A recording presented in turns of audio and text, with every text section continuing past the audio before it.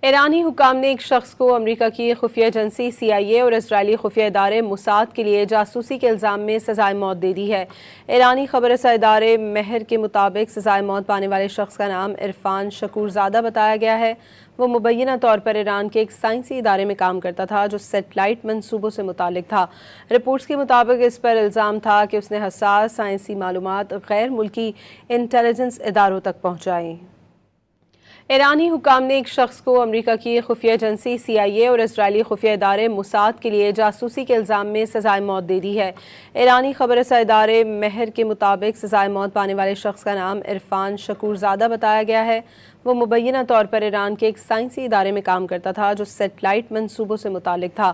Reports کے مطابق اس پر الزام تھا کہ اس نے حساس سائنسی معلومات غیر ملکی انٹیلیجنس اداروں تک پہنچائیں۔